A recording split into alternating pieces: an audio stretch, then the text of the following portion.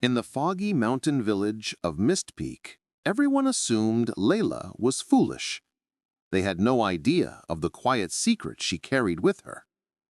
Each morning, thin streams of dawn light crept through swaying pines, and the air smelled of pine resin and warm earth.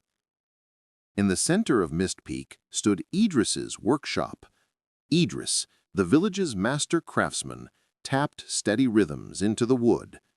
His carvings were famed, each one beautiful. The people of Mist Peak revered him. He had built the bridges and halls that kept their village alive. Laleh sat in a corner of the workshop, a gentle smile on her lips. She had her father's warm brown eyes and quiet grace, humming softly as she smoothed a bit of wood carving on her lap. Villagers whispered that Laleh was slow, even dull, but she paid no mind to their whispers. One afternoon, Idris was meeting with Lord Thorn, the ruler of the mountain pass, and his entourage. They discussed plans for a new watchtower on the misty ridge meant to keep the village safe. Idris spoke of cedar beams and stone foundations, with Laleh remaining at his side, listening quietly. Lord Thorn, a sharp-eyed man in a dark cloak, nodded as the plans took shape. Then Lord Thorn turned to Idris with a sneer. "Idris, your craftsmanship is brilliant," he said loudly, "but I'm puzzled about your daughter. Every market day I see Laleh take the copper coin instead of the silver one. She chooses the cheaper coin, yet you still call yourself smart? A child of 5 knows silver is worth more."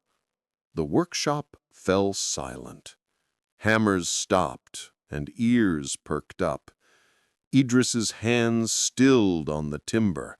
He stood up slowly. "What did you just say about my daughter?" he asked calmly. Lord Thorn grinned and leaned back.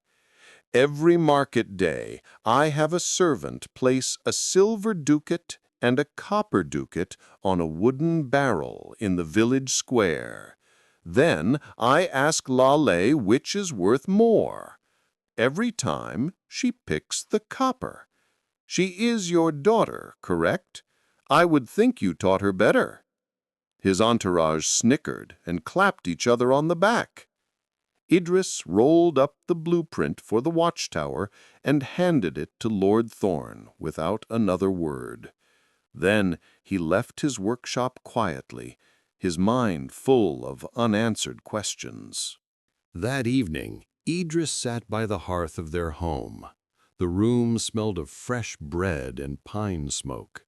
Laleh sat across from him, kneading dough for dinner. Idris watched her work for a long moment. He finally broke the silence in a gentle voice.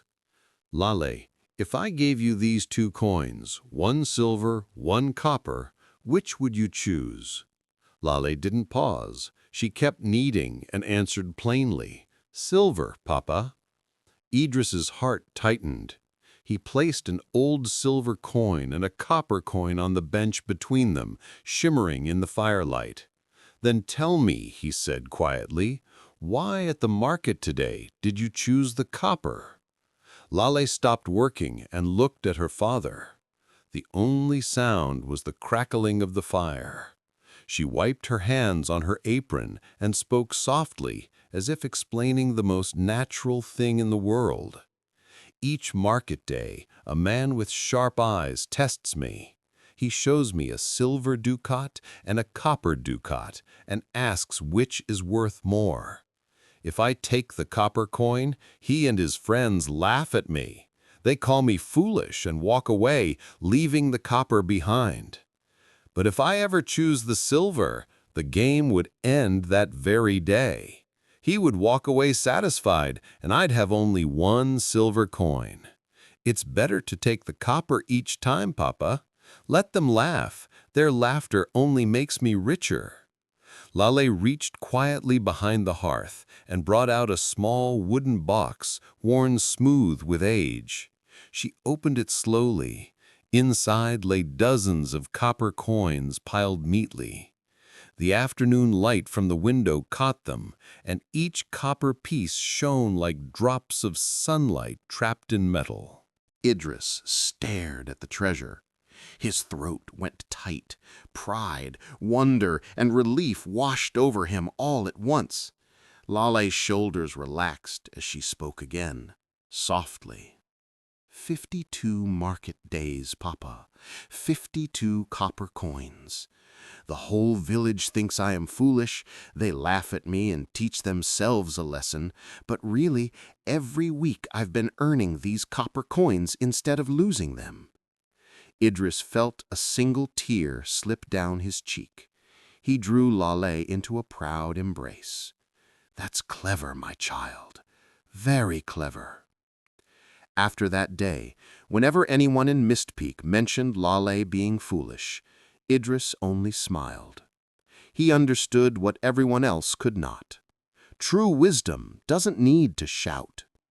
Laleh continued to help her father at the workshop, bake bread in the kitchen, and quietly add another copper coin to her box each market day. The coins clinked softly in their wooden box, a gentle reminder of her clever choice. In the end, the villagers of Mist Peak never realized what their laughter truly cost them.